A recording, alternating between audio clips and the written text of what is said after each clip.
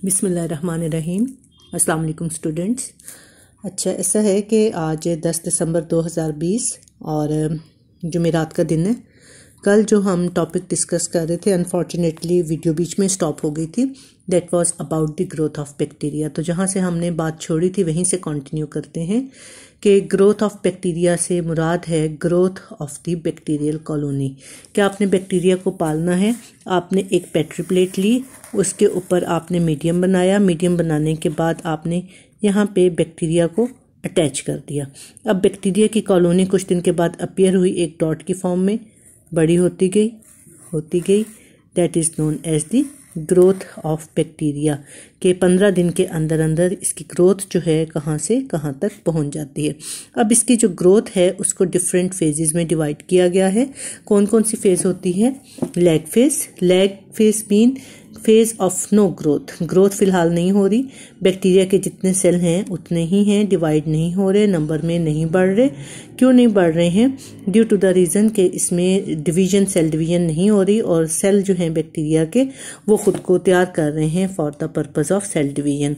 उसके बाद अगली जो फेज आ जाती है that is the log phase जो है, इसमें बैक्टीरिया जो हैं वो ग्रोथ के लिए तैयार हो चुके हैं, फिर इनकी डिवीजन स्टार्ट होती है और बड़ी रैपिड स्पीड पे, बहुत ज़्यादा तेज़ी से बैक्टीरिया जो हैं वो ग्रो करते हैं और अपनी मैक्सिमम स्पीड ऑफ ग्रोथ पे पहुंच जाते हैं। फिर एक स्टेज जो है यहाँ पे ऐसी आ जाती है which is known as stationary phase.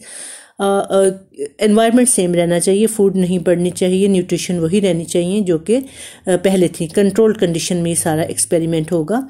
तो उसके बाद जब स्टेशनरी फेज आएगी तो वो फेज होगी कि जहाँ पे जितने बैक्टीरिया के सेल डेड हो रहे हैं उतने ही नहीं बन रहे हैं, कि number of production of the cells is equal to the number of death of the bacterial cell, कि जितने सेल जो हैं बैक्टीरिया के डाई होते हैं उतने ही नए बन जाते हैं। सो कॉलोनी का साइज जो है जितना भी बना हुआ है उतना ही रहता है, ना तो वो बड़ी होती है ना ही उनमें से सेल की डेथ होके वो कम होते हैं। उसके बाद जी अगली जो फेज आ जाती है वो डेथ फेज है, कि जितने सेल्स डेड हो रहे हैं उतने बन नहीं रहे। सो नंबर ऑफ सेल्स जो हैं वो कम होना शुरू हो जाते हैं और कम होते होते बहुत ज़्यादा ये मिनिमम लेवल पे चले जाते हैं। अब इसकी रीज़न क्या होती है कि जो न्यूट्रिशन प्रोवाइड की गई थी वो न्यूट्रिशन जो है वो आहिस्ता आहिस्ता ख़त्म हो जाती है, एटमॉस्फेयर सूटेबल नहीं रहता और फिर ये बैक्टीरिया जो है इनकी डेथ शुरू हो जाती है। सो इसकी जो है ग्रोथ की 3-4 फेजेस हो गई, lag phase, log phase, stationary phase and death और डिक्लाइन फेज। उसके बाद ये आपका बुक के हवाले से अगला टॉपिक है importance of the bacteria which is not included in your syllabus, और इसको आपने छोड़ देना है इंपॉर्टेंस ऑफ बैक्टीरिया को। नेक्स्ट जो है वो है आपका टॉपिक जो आपके सिलेबस में इंक्लूडेड है, that is the control of bacteria. Control जो है, क्यों ज़रूरत पड़ती है बैक्टीरिया को कंट्रोल करने की? देखें जी, कंट्रोल करने की उन बैक्टीरिया को ज़रूरत पड़ती है विच आर हार्मफुल, क्योंकि हम जानते हैं कि ओनली बैक्टीरिया जो हैं वो हर जगह हैं, टेबल पे हैं, आपके हाथों पे हैं, आपके पेन्स पे हैं, हर जगह बैक्टीरिया मौजूद हैं। But only 15 to 20% bacteria are harmful. बाकी या तो यूज़फुल हैं या फिलहाल ये कि उनका पता नहीं चला, हम जज आउट नहीं कर सके कि वो उनका कोई फ़ायदा है, अगर है तो क्या फ़ायदा है। तो सो इनके जो इम्पोर्टेंस है वो अपनी जगह पर मौजूद है। तो हम अभी बात कर रहे हैं कंट्रोल की। तो कंट्रोल में हमने उन बैक्टीरिया को कंट्रोल करना है जो कि हार्मफुल हैं, उनको ख़त्म करना है ताकि वो हमें नुकसान ना पहुंचाएं, हमारे में बीमारी ना कॉज करें। और बाकी जो यूज़फुल बैक्टीरिया है उनको तो पाला जाता है ताकि उनसे जो काम वो करते हैं वो काम इंसान जो है वो ले सके for the welfare of the Mankind. अब बैक्टीरिया को कंट्रोल करने के 2 मेजर मेथड्स हैं, एक फिजिकल मेथड है और दूसरा जो है that is the chemical method. Physical method में बैक्टीरिया को किल किया जाता है with the help of high temperature steam, dry heat, some gases, filtration and radiation. Radiations में अल्ट्रावायलेट रेज आ जाती हैं और एक्सरेज आ जाती हैं। डिफरेंट रेज जो हैं वो बैक्टीरिया को किल कर देती हैं। और ये प्रोसेसेस जो हैं जिनमें ये सारे के सारे जो हैं फिजिकल एजेंट्स हैं जो बैक्टीरिया और दूसरे माइक्रो ऑर्गेनिजम्स को किल कर देते हैं। और ये प्रोसेस जो फिजिकल मेथड का है स्टेरिलाइजेशन कहलाता है। कि फिजिकल मेथड से जब हम बैक्टीरिया को किल करते हैं तो हम उसको स्टेरलाइज कर रहे होते हैं। आप देखें कि आपके हाथ पे कहीं या स्किन पे कहीं छाला बन जाता है जिसको रप्चर करना बड़ा ज़रूरी हो जाता है, उसमें पानी पड़ा हुआ है, आपको तकलीफ दे रहा है, तो आपने उसको रप्चर करना नीडल से, आप पहले नीडल को फ्लेम के ऊपर जलाते हैं। जलाने का क्या मकसद होता है? जलाने का मकसद गर्म करना नहीं होता, जलाने का मकसद होता है स्टेरलाइज करना, क्योंकि वो नीडल जो है वो डायरेक्ट आपकी स्किन के नीचे जो टिश्यूज़ हैं उसके साथ कांटेक्ट में जाएगी, नहीं तो जो उसके ऊपर माइक्रो ऑर्गेनिज्म हैं वो ज़रूर कांटेक्ट में चले जाएंगे, लिहाजा नीडल का स्टेरलाइज करना जो है वो ज़रूरी होता है। तो इसी तरह से दूसरे जो प्रोसेसेस हैं जिनमें स्टीम दी जाती है, ड्राई हीट दी जाती है, गैसेस यूज़ की जाती हैं, फिल्ट्रेशन और रेडिएशंस यूज़ की जाती हैं, ये सारे प्रोसेसेस जो हैं ये इसको ख़त्म करने के होते हैं, बैक्टीरिया को किल करने के होते हैं। और हाई टेम्परेचर जो है इसमें लैब्स में यूज़ किया जाता है, माइक्रोबायोलॉजिकल लैब्स में, तो बैक्टीरिया को किल करने के लिए, ताकि जो मीडियम बनाया गया है उसको बैक्टीरिया आके ख़राब ना करें। इसमें ड्राई हीट भी यूज़ की जाती है, मॉइस्ट हीट भी यूज़ की जाती है। ड्राई हीट क्या होती है? जो कि फ्लेम के ज़रिए से दी जाए और ओवन्स के ज़रिए से दी जाए, और मॉइस्ट हीट क्या होती है? जो कि स्टीम के ज़रिए से दी जाती है। अब ड्राई हीट की एग्जांपल जो है, मतलब लैब में कोई काम करना है, इंस्ट्रूमेंट को स्टेरलाइज करना है, ग्लासवेयर को स्टेरलाइज करना है, तो उनको अच्छी तरह से सरफ के साथ धोने के बाद उसको ओवन में रखा जाता है। ओवन जो है वो एक ख़ास टेम्परेचर देकर, हाई टेम्परेचर देकर, तो उसके ऊपर मौजूद बैक्टीरिया जो है उनको किल कर देता है। ये ड्राई हीट मेथड है। और मॉइस्ट हीट मेथड जो है वो क्या है? मॉइस्ट हीट मेथड से क्या होता है कि स्टीम दी जाती है। जैसे आप देखेंगे प्रेशर कुकर का सिस्टम है, इस तरह से इंस्ट्रूमेंट होता है नोन एज ऑटोक्लेव। ऑटोक्लेव जो है उसके अंदर इंस्ट्रूमेंट को रख दिया जाता है और वो बहुत ज़्यादा हाई प्रेशर पे जो स्टीम होती है वो इस चीज़ को किल कर देती है। अब मॉइस्ट हीट जो है वो क्या करती है? वो प्रोटीन्स को कोगुलेट कर देती है और इनके जो माइक्रोब्स हैं उनको किल कर देती है। तो डिपेंड करता है कि हमने स्टेरलाइज क्या चीज़ करनी है। तो सम टाइम हमने जो मीडियम बनाया हुआ होता है, अगर हम उसको ड्राई हीट पे रखेंगे तो वो इवेपोरेट होना शुरू हो जाएगा और उसकी नेचर जो है, उसकी कंपोजिशन जो है वो चेंज होना शुरू हो जाएगी। तो उस वक्त फिर हम उसको ड्राई हीट से जो है वो स्टेरलाइज नहीं करते, उसको हम मॉइस्ट हीट से या स्टीम के साथ जो है वो स्टेरलाइज करते हैं। और उसके अलावा ये कि ड्राई हीट जो है वो oxidation of the chemicals constituents of the microbes cause करके तो उनको किल कर देती है। फिर उसके बाद जी कुछ इलेक्ट्रोमैग्नेटिक रेडिएशंस होती हैं जो 300 नैनोमीटर तक ये इफेक्टिव होती हैं killing of the micro organism. Example यहाँ पे जो दी हुई है gamma rays, that is use for the sterilization process. इसके अलावा एक जो बड़ी कॉमन एग्जाम्पल है वो अल्ट्रा वायलेट रेज, ये भी हर किस्म के माइक्रोब्स को किल करने के लिए हेल्पफुल होती हैं। उसके बाद जी हीट सेंसिटिव कंपाउंड जो हैं वो कौन कौन से हैं? एंटीबॉडीज़ हैं, सीरम्स हैं, हार्मोन्स हैं। उनको जो है हीट नहीं दी जा सकती कि उनको अगर हीट देंगे तो क्या होगा कि उनकी कंपोजिशन ख़राब हो जाएगी। फिर उनको स्टेरलाइज करने के लिए जो है फिल्टर्स यूज़ किए जाते हैं, मेम्ब्रेन फिल्टर्स, जिनके थ्रू उनको गुजार के तो इनको माइक्रोब फ्री किया जाता है। उसके बाद ये तो हो गया physical method for the control of bacteria. Now we come to the chemical control या chemical methods to control the bacteria. तो एज द नेम शोज के डिफरेंट केमिकल्स जो हैं वो यूज़ किए जाते हैं तो जो कि बैक्टीरिया को किल कर देते हैं। और ये जो कि एजेंट्स हैं वो कहलाते हैं कीमोथेरेपेटिक एजेंट्स, और ये तरीक़ाकार जो है कीमोथेरेपी कहलाता है to kill the micro organisms, जिसमें के केमिकल्स यूज़ किए जाते हैं। और ऐसी चीज़ें जो कि माइक्रो ऑर्गेनिज्म की ग्रोथ को रोकती हैं, उनको मार डालती हैं, they are also known as antiseptic. For example कि अगर किसी को चोट लग जाती है, चोट को फ़ौरन जो है ज़ख़म को साफ़ किया जाता है with the help of spirit, कि स्पिरिट की जो कंपोजिशन है वो एंटीसेप्टिक है और वो बैक्टीरिया को किल कर देती है ताकि ज़ख़म साफ़ रहे, बैक्टीरिया उसमें दाखिल होकर इन्फेक्शन कॉज ना करें। और इसके अलावा पोटेशियम परमैंगनेट जो है वो एक इम्पॉर्टेंट केमिकल है हेलोजेंस एंड फिनोल्स हैं, हाइड्रोजन परऑक्साइड है, अल्कोहल है, फॉर्मेल्डिहाइड है, ये सब क्या करते हैं, they inhibit the growth of vegetative cell and also they also used on non living materials. और नॉन लिविंग मटेरियल्स को क्लियर करने के लिए, जरासीम से पाक करने के लिए जो है इनको साफ किया जाता है ताकि इनके ऊपर सेल्स जो हैं बैक्टीरियल सेल्स ग्रो ना कर सके। उसके बाद जी ये कीमोथेरेपेटिक एजेंट्स एंटीबायोटिक्स जो हैं ये नेचुरल सिस्टम के साथ जो हैं वो काम करते हैं, डिफेंस सिस्टम के साथ, और बैक्टीरिया की ग्रोथ को स्टॉप करते हैं। और इसके अलावा इसकी जो कॉमन एग्जांपल्स हैं सल्फेनोमाइड्स हैं, टेट्रासाइक्लिन्स हैं, पेनिसिलिन हैं।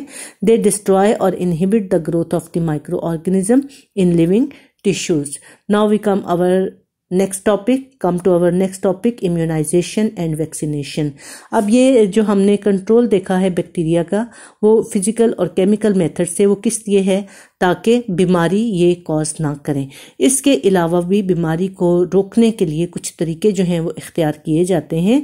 और ये तरीके किस लिए होते हैं, method for the prevention and treatment of the disease. Prevention क्या, कि पहले से रोक लें कि बीमारी ना हो, और अगर हो जाती है तो फिर जो तरीका इलाज होता है वो कहलाता है ट्रीटमेंट। तो प्रिवेंशन में जो चीज़ आ जाती है, एक तो यही कि एंटीसेप्टिक तरीके यूज़ किए जाएं, फिर दूसरा ये कि वैक्सीनेशन और इम्यूनाइजेशन। और वैक्सीनेशन और इम्यूनाइजेशन के बाद जो है दूसरा तरीका जो ट्रीटमेंट का है, अगर बीमारी हो जाती है तो एंटीसेप्टिक मेथड्स जो हैं वो यूज़ किए जाएं, कीमोथेरेपी हो, केमिकल्स पर बेस्ड मेडिसिन जो हैं वो बॉडी में इंजेक्ट किए जाएं ताकि वो जाएं बॉडी में और बैक्टीरिया और माइक्रोब्स को किल करें ताकि हेल्थ जो है उसको दोबारा से मेंटेन किया जा सके। और इसके साथ साथ कुछ और तरीके जो कि पब्लिक को बीमारियों से बचाने के लिए होते हैं, कंट्रोल मेजर्स होते हैं, हेल्थ मेजर्स होते हैं, वो हैं जी वाटर प्यूरिफिकेशन, पीने का पानी जो है उसको प्योरीफाई किया जाए, सीवेज का पानी जो है उसका प्रॉपर डिस्पोजल हो, और फूड प्रिजर्वेशन जो है वो साफ़ सुथरे तरीके से हो कि उसमें किसी किस्म की कोई कंटेमिनेशन जो है बैक्टीरिया की वजह से कॉज ना हो। अच्छा, अब ये कि जो ये सब तरीके जो हैं वो इंसान की सेहत को मेंटेन रखने के लिए, बहाल रखने के लिए हैं। पहली बात जो हमने देखी है वो क्या है, इम्यूनाइजेशन, के एक तो ये कि साफ़ सुथरा रहें, अपने माहौल को साफ़ सुथरा रखें ताकि उसमें माइक्रोब्स जो हैं वो ना आने पाएँ। उसके बाद ये कि माइक्रोब्स जो हैं वो हर जगह चूँकि मौजूद हैं, जहाँ तक भी इनसे बचें तो वो आ सकते हैं, तो बॉडी में इनके लिए जो है इम्यूनिटी ऑलरेडी मौजूद हो। तो इम्यूनिटी मौजूद करने के लिए क्या किया जाता है, वैक्सीनेशन करवाई जाती है। वैक्सीनेशन क्या है, वैक्सीनेशन एक ऐसी चीज़ है जो कि बॉडी में जाती है और बॉडी में जाने के बाद वो बॉडी में इम्यूनिटी प्रोड्यूस कर देती है। फिर ये कि जर्म्स जो हैं जब बॉडी में एंटर होंगे तो ऑलरेडी इम्यूनिटी जो है वो मौजूद होती है और वो बीमारी नहीं होने देती। अब ये कि इसकी हिस्ट्री जो है उसको भी हम डिस्कस करते हैं। पहले हम देखते हैं कि ये वैक्सीनेशन का तरीक़ाकार क्या है। वैक्सीनेशन का तरीक़ाकार ये है जी कि जो बीमारी कॉज करने वाले ऑर्गेनिजम्स हैं, माइक्रोब्स हैं, उनको पाला जाता है। पालने के बाद उनको वीक किया जाता है। कैसे वीक किया जाता है, उनको फूड की कमी देके, उनको न्यूट्रिशंस की कमी देके। तो जब वो वीक हो जाते हैं तो फिर उनको बॉडी के अंदर इंजेक्ट कर दिया जाता है। अब ये इतने वीक हो चुके होते हैं कि ये बीमारी नहीं कॉज कर सकते हैं, और लेकिन होता क्या है कि बॉडी का जो नेचुरल डिफेंस सिस्टम है उसको वो इन्वोक कर देते हैं, जगा देते हैं। वो किस लिए कि अगर बॉडी में थ्रू आउट द टाइम कोई बीमारी के माइक्रोब्स आए तो वो फिर बीमारी को कॉज नहीं होने देगा, क्योंकि बॉडी के अंदर ऑलरेडी एक डिफेंस सिस्टम, एंटीबॉडीज मौजूद होंगे जो कि हेल्दी माइक्रोब्स को भी किल कर देंगे। This is known as vaccination. तो वैक्सीनेशन जो है इसकी डिस्कवरी के लिए लुइस पास्चर का नाम जो है वो फहरिस्त की टॉप पे है कि इसने बहुत ज़्यादा काम किया। और इसका काम जो है वो शुरू कहाँ से हुआ, इसका काम जो शुरू हुआ काऊ से, कि काऊ के अंदर जो है वो काऊ पॉक्स होती है एक बीमारी, और जो मेड्स काम करती थी काउस के साथ उनके ऊपर हाथों पे छाले बने हुए होते थे, क्योंकि ये बीमारी जो है उनके अंदर काऊ से आ रही थी। तो ये तो काऊ पॉक्स गाय की बीमारी थी। तो इसके अलावा कुछ जो है ह्यूमन के अंदर भी पॉक्स होती थी, that was known as small pox या चीचक। तो जो इसका जो कॉजल एजेंट है उसको लेके जो मिल्क मेड्स थी इनके हाथों पे जो छाले बने हुए थे उनके अंदर पानी था। उस पानी को लिया, उसमें से बैक्टीरिया जो हैं उनको चेक किया कि वो मौजूद हैं या नहीं है, उनको पाला, फिर जब वो वीक हो गए तो उनको बॉडी के अंदर इंजेक्ट किया। और ये ख्याल आया कहाँ से था? ये ख्याल आया यहाँ से था कि जो मेड्स, जो ख़वातीन गाय के साथ काम करती थी, उनका दूध निकालना, उनकी सफाई सुथराई का, जब स्मॉल पॉक्स की वबा फैलती थी तो वो मुतासर नहीं होती थी, उन पर बहुत हल्का अटैक होता था। तो शक हुआ कि ये जो स्मॉल पॉक्स के से पहले इनके हाथों के ऊपर काउ पॉक्स के जो छाले बनते हैं, ये शायद इनकी बॉडी में कोई चीज़ ऐसी बना देते हैं जो कि इनको काउ पॉक्स के बाद स्मॉल पॉक्स नहीं होने देती। तो वाकई ही वही बात हुई कि वो अटेन्यूएटेड बैक्टीरिया जो जर्म्स थे उसके, उनको जब इंजेक्ट किया गया इन द नॉर्मल बॉडीज, तो उनको तो जाहिर है काउपॉक्स तो नहीं हुई, लेकिन ये कि उसके बाद जब हेल्दी स्मॉल पॉक्स के जर्म्स जो हैं, माइक्रोब्स जो हैं, उनकी बॉडी में एंटर किए गए तो उनको फिर भी पॉक्स नहीं हुई, ये चीचक नहीं हुई, स्मॉल पॉक्स उनको नहीं हुए। और क्यों नहीं हुए? कि जो पहले से वीक किए हुए बैक्टीरिया उनकी बॉडी में एंटर किए थे, उन्होंने जाके उसमें इम्यूनिटी कॉज कर दी। तो इसका नाम भी वैक्सीनेशन इसी से है कि वैका जो है काउ को कहते हैं। तो पहली बार वहाँ से ये जो है वो मेडिसिन के लिए जो रिसर्च है वो स्टार्ट हुई थी, इसलिए इसको जो है नाम दिया जाता है। इसके अलावा ये कि जो पास्चर ने खुद एक्सपेरिमेंट्स किए ज़्यादा, वो चिकन कॉलरा पे किए, और मुर्गियाँ चूज़े इसने पाले हुए थे, और चिकन के अंदर एक बीमारी जो कॉलरा की हो जाती थी, तो ये इसके जर्म्स लेके उनको पहले पालता था, फिर उनको इंजेक्ट करता था हेल्दी चिकन में, और हेल्दी चिकन में जाने के बाद उनको कॉलरा कोई नहीं होता था क्योंकि जर्म्स जो थे अब कमज़ोर हो चुके थे। उसके बाद फिर जब हेल्दी जर्म्स लेके जो कि बीमारी कॉज करने के काबिल होते थे, उसने उनको इंजेक्ट किया उनमें जिनमें पहले वीक वाले जर्म्स एंटर किए गए थे, तो उनमें बीमारी नहीं हुई। दूसरों में सब में हो गई जिनको इंजेक्ट नहीं किया गया था पहले वीक जर्म से, लेकिन जिनको पहले वीक जर्म से इंजेक्ट किया गया था उनमें बीमारी नहीं हुई क्योंकि उन्होंने बॉडी में इम्यूनिटी कॉज कर दी थी। अब ये वैक्सीनेशन जो है डिफरेंट टाइप्स की होती है।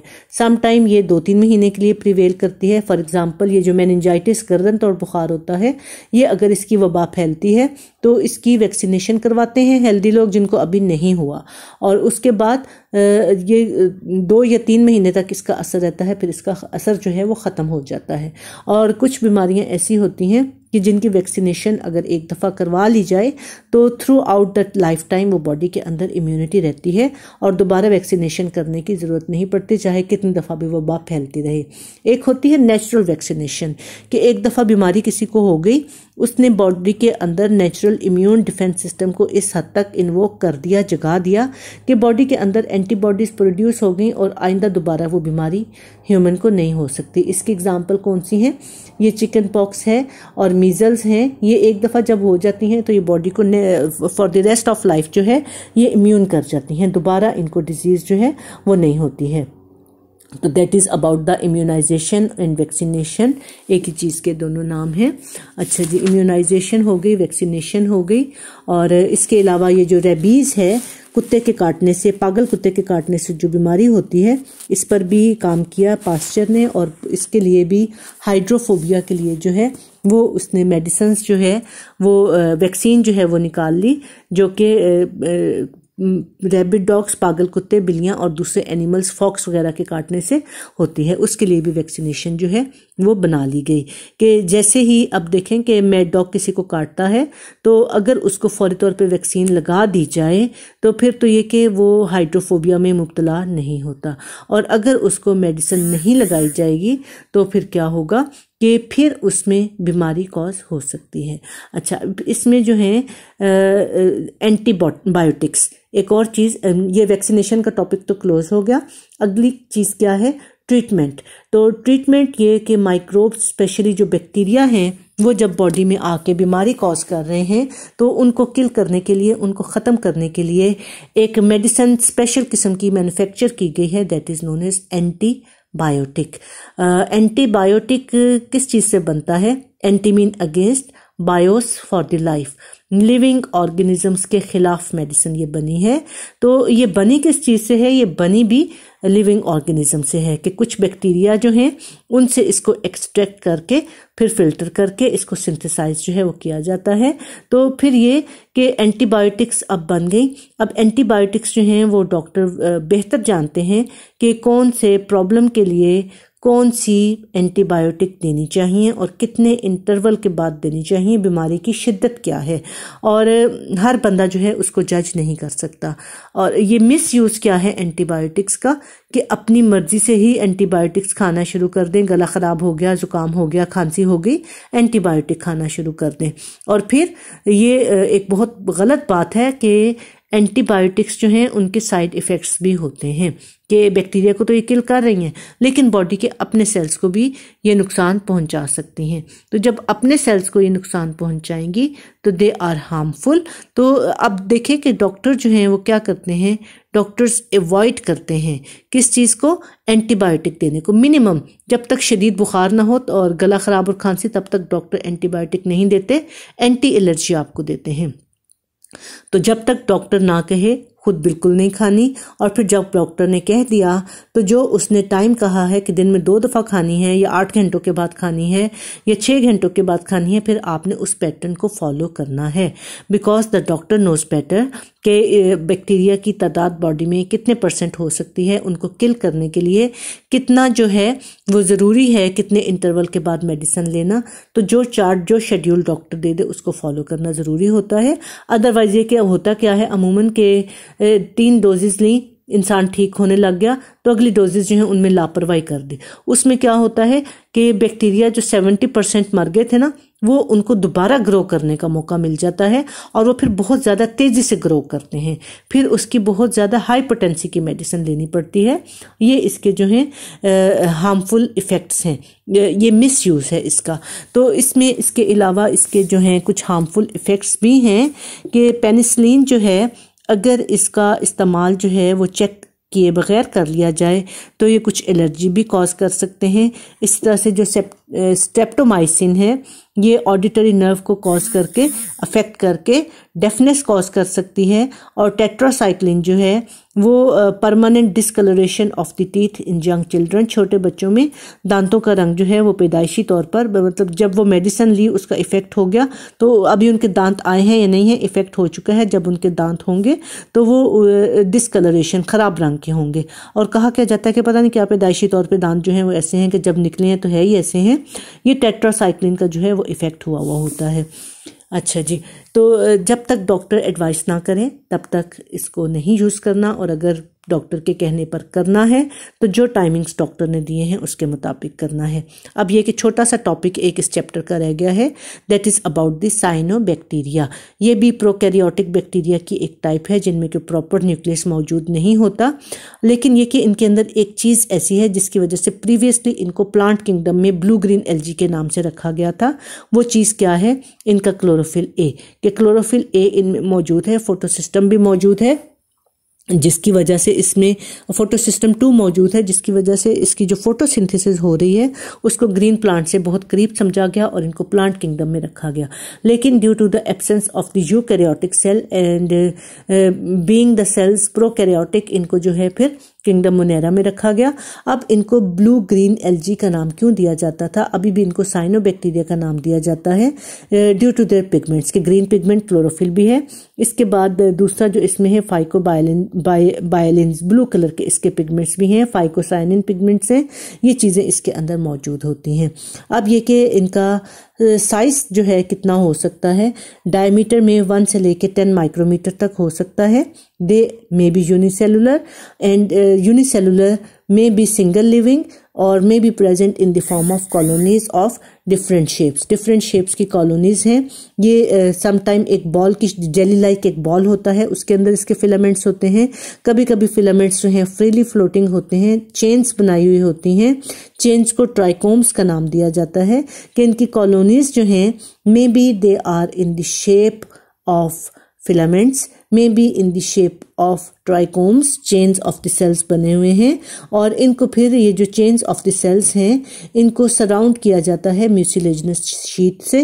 म्यूसिलेज की बनी हुई एक शीट होती है, एक कवर होता है जो कि इसको अपने अंदर छुपा के रखता है for the purpose of protection, और भी बहुत सारे इसके पर्पज होते हैं। पानी के अंदर ये ग्लाइडिंग मूवमेंट में भी इसको हेल्प करता है। और इसके अलावा इनके जो टाइप है सेल की, ये सेल वॉल की, वो ग्राम नेगेटिव टाइप है। फ्लैजेला इसमें मौजूद नहीं होते। ये पानी में मूव करते हैं तो ग्लाइडिंग मूवमेंट शो करते हैं, या फिलामेंट्स की फॉर्म में जब होते हैं तो वाटर की वेव्स के साथ भी ये मूव करते हैं। अब फोटोसिंथेसिस के बारे में हमने इसमें देख लिया कि मौजूद है, और ये फोटोसिंथेसिस जो है ये ऑटोट्रॉफिक है और फोटोसिंथेटिक है, कीमोसिंथेटिक नहीं है। और फोटोसिंथेसिस भी इनकी वही है जो कि प्लांट्स में जिस तरह से कि सोर्स ऑफ हाइड्रोजन के लिए जो है ये वाटर को यूज़ करते हैं, हाइड्रोजन सल्फाइड को यूज़ नहीं करते, और सल्फर को प्रोड्यूस नहीं करते, ऑक्सीजन के मॉलिक्यूल्स को प्रोड्यूस करते हैं। तो इसके अलावा इसमें जो पिगमेंट्स हैं फाइकोबाइलिन्स आ जाते हैं, फाइकोसानिन ब्लू पिगमेंट इसमें आ जाता है, और इसमें जो क्लोरोफिल है थैलेकॉइड मेम्ब्रेन्स फाइकोबाइलिन्स के साथ जो है ये अटैच होते हैं। और इसके अलावा इनका बेसिक जो पर्पस है सेल के अंदर क्लोरोफिल का कार्बन डाइऑक्साइड को फिक्स करना होता है। उसके बाद फर्दर जो है केल्विन साइकिल के थ्रू जो है एजिमिलेशन इसकी हो जाती है। अब और इन सेल्स के बारे में हम क्या जान सकते हैं कि इनमें कुछ रिजर्व फूड के पार्टिकल्स भी होते हैं। They are present in the form of glycogen. ये किसका कैरेक्टर है? ये एनिमल्स का कैरेक्टर है। सो देखिए आप, प्रेजेंस ऑफ द फोटोसिंथेसिस या क्लोरोफिल ये प्लांट का character, presence of the glycogen animals का कैरेक्टर, और presence of the prokaryotic cell ना एनिमल का ना प्लांट का। तो सो इनको किंगडम मोनेरा में ही रखना जो है वो सूटेबल है। और साइनोबैक्टीरिया की जो रिप्रोडक्शन है वो कैसे होती है? बाइनरी फिशन से। बाइनरी फिशन मीन कि एक सेल जो है वो दो में टूट जाएगा, या bye means of fragmentation, fragments टुकड़े बड़े बड़े बन जाएंगे। और फ्रेगमेंटेशन में हम समझ सकते हैं कि ये अगर ब्लू ग्रीन एल्गी के फिलामेंट्स हैं या ट्राइकोम्स हैं तो ये लंबे लंबे फिलामेंट्स जो हैं छोटे छोटे फिलामेंट्स में टुकड़ों में डिवाइड हो जाएंगे, और हर टुकड़ा जो है वो फिर नए सेल बना के बाइनरी फिशन के जरिए से अपनी जो ग्रोथ है उसको कंप्लीट कर लेगा। इसके अलावा इनमें जो स्पोर्स की फॉर्म होती हैं, हेट्रोसिस्ट हैं, अकाइनिट हैं, हार्मोगोनिया हैं, जो कि रेस्टिंग स्पोर्स की फॉर्म में हार्श एनवायरमेंटल कंडीशन को क्रॉस ओवर करते हैं, और जब सूटेबल एनवायरमेंटल कंडीशन आते हैं तो ये ग्रो करके तो नए फिलामेंट्स जो हैं साइनोबैक्टीरिया के बना देते हैं। That's it with the cyanobacteria. एक बात जो उसमें रह गई है बैक्टीरिया की रिप्रोडक्शन के हवाले से, वो हमने देखा था कि बैक्टीरिया की जो रिप्रोडक्शन है वो किस तरह से है, वो इसकी बाइनरी फिशन के ज़रिए से है कि एक सेल जो है इसके कंटेंट्स जो हैं वो दो में डिवाइड हो गए, इंटरनल कंटेंट्स जितने भी थे, और दो में डिवाइड होने के बाद इसका जो साइटोप्लाज्म है वो भी पिंच करेगा, और वो दो पार्ट्स में डिवाइड होके साथ में इसका सेल वॉल भी, सेल मेम्ब्रेन भी, सेल वॉल भी, साइटोप्लाज्म भी अंदर की तरफ ग्रो करके, जैसे बुक में डायग्राम आपने देखी, दो में डिवाइड हो जाएंगे। वन सेल, ये जो सेल डिवाइड करता है that is known as mother cell. जो सेल बनते हैं they are known as daughter cell. तो इस तरह से इनका नंबर ऑफ इंडिविजुअल जो है वो बढ़ता जाता है 20 सेकंड के अंदर अंदर। एक सेल दो में, फिर अगले 20 सेकंड के अंदर दो 4 में, अगले 20 सेकंड के अंदर 4 8 में। इस तरह से इनकी ग्रोथ जो है वो होती जाती है। और इसमें सेक्सुअल रिप्रोडक्शन कोई नहीं है, लेकिन सम टाइम इसमें कॉन्जुगेशन होती है। कॉन्जुगेशन क्या होती है कि दो सेल डिफरेंट ब्रांड से या डिफरेंट इसके स्ट्रेन्स जो हैं उनसे ताल्लुक़ रखते हैं। एक प्लस है, एक माइनस है। इनके क्रोमोसोम्स जो हैं एक दूसरे से थोड़े डिफरेंट हैं। ये एक दूसरे के करीब आ जाते हैं। करीब आने के बाद इनकी सरफेस के ऊपर जो पिलाए होते हैं वो एक दूसरे के साथ अटैच करने का काम करते हैं, एक दूसरे के साथ अटैच हो जाते हैं। ये मिडिल वॉल जो है वो डिज़ोल्व हो जाती है और एक पैसेज बन जाता है बिटवीन टू सेल्स। वो पैसेज जो है उसके ज़रिए से क्या होता है कि एक सेल के तमाम कंटेंट्स जो हैं शिफ्ट हो जाते हैं इनटू द अदर सेल। ये फिर ख़त्म हो गया सेल, इसको हम कहते हैं डोनर सेल, इसको हम कहते हैं रेसिपिएंट सेल। Recipient cell. तो ये रेसिपिएंट सेल, डोनर सेल तो ख़त्म हो गया, इसने अपने इंटरनल कंटेंट सारे इसको दे दिए, सेल वॉल रह गई, वो डिसइंटीग्रेट हो जाएगी और ये जो रेसिपिएंट सेल है इसके अंदर दोनों सेल्स जो हैं इनके क्रोमोसोम्स जो हैं वो मौजूद होते हैं। फिर इसके अंदर रिशफलिंग होती है जीन्स की, जेनेटिक मटेरियल की, और जो इसकी रिशफलिंग है जेनेटिक मटेरियल की, उसके बाद ये एक सेल जो है वो 2 सेल में बाइनरी फिशन से, और फिर 2-4 में, 4-8 में पहले की बाइनरी फिशन की तरह से ये बाइनरी फिशन भी आगे चल पड़ती है। इससे क्या होता है, जो कॉन्जुगेशन का प्रोसेस होता है कि इसमें जेनेटिक वेरिएबिलिटी आती है, और जो जेनेटिक वेरिएबिलिटी है it provides chance for evolution. तो कॉन्जुगेशन का प्रोसेस इसमें बैक्टीरिया में या किंगडम मोनेरा में प्रेजेंट है, इसके अलावा सेक्सुअल रिप्रोडक्शन कोई किसी किस्म की नहीं है। That's it with your chapter. अगला चैप्टर जो है वो प्रोटिस्टा का है, उसमें भी मोस्टली बैक्टीरिया आ जाएंगे, लेकिन वो बैक्टीरिया जो हैं वो कैसे होंगे, वो यूकैरियोटिक होंगे, प्रोकैरियोटिक इसमें कोई नहीं है। प्रोकैरियोटिक का जो टॉपिक है किंगडम मोनेरा के साथ वो आपका ख़त्म हो गया। आप इसको अच्छे तरीके से पढ़ लें, जो भी प्रॉब्लम हो उनको नोट कर लें, we will discuss them later, और इसके शॉर्ट क्वेश्चंस जो हैं आप अच्छे तरीके से याद करके उनको लिख लें। That's it with the chapter. इंशाल्लाह ताला आप जब आएंगे कॉलेज तो आपके टेस्ट होंगे, या में भी टेस्ट ना ही हो और डायरेक्ट ये कि आपको डेट शीट मिल जाए और आपके पेपर्स होने हैं। इसलिए मैं बार बार आपको एडवाइस कर रही हूँ कि साथ के साथ काम ख़त्म करें, इकट्ठा बहुत मुश्किल हो जाएगा, नामुमकिन हो जाएगा आपके लिए पास करना। तो इसलिए बेहतर है कि साथ साथ करें, और अगर आप कुछ पूछना चाहते हैं, कुछ समझना चाहते हैं तो यू आर मोस्ट वेलकम, मुझे बता दीजिए। अल्लाह हाफिज़।